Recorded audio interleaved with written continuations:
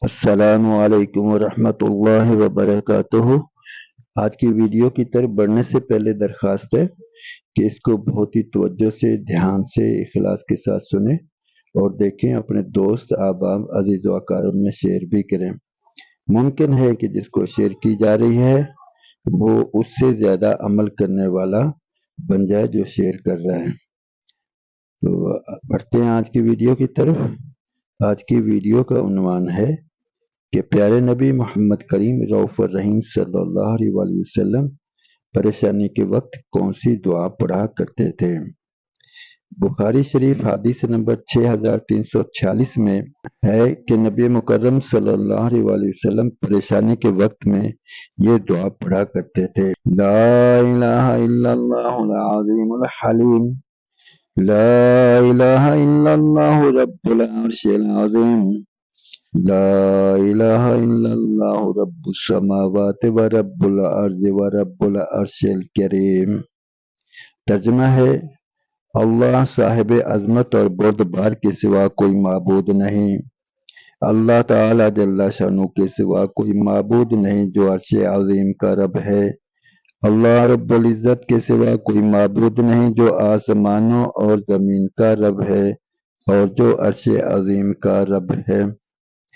اس حدیث کو میں دوسری بار پڑھتا ہوں، آپ اس میں بہت توجہ کے ساتھ شامل ہو جائیں۔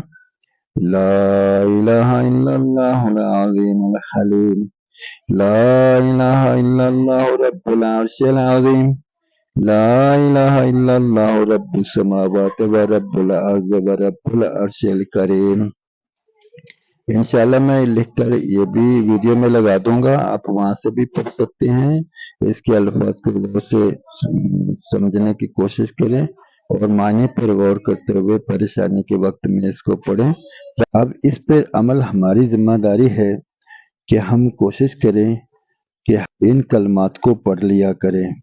اگر ہم ان کلمات کو پڑھیں گے تو انشاءاللہ العزیز وہ ساری نعمتیں، وہ ساری برکات نصیب ہوں گی جو مانگی جا رہی ہیں۔ تو ایک مرتبہ میں پھر پڑھ لیتا ہوں اور اس کو میں آہستہ آہستہ پڑھتا ہوں کہ آپ بھی میرے ساتھ پڑھ لیں اور کوشش کر کے اسے یاد بھی کر لیں۔ لا الہ الا اللہ العظیم الحلیم، لا الہ الا اللہ رب العرش العظیم، لا الہ الا اللہ رب السماوات و رب الارض و رب العرش الکریم۔ اب تعالیٰ جل شانہ انشاءاللہ پریشانیوں کو دور کرنے والے ہیں۔ گزارش ہے کہ اس ویڈیو کو اپنے دوست، احباب، عزیز و اقارب کو شیئر کریں۔ ممکن ہے کہ کوئی عمل کرنے والا بن جائے۔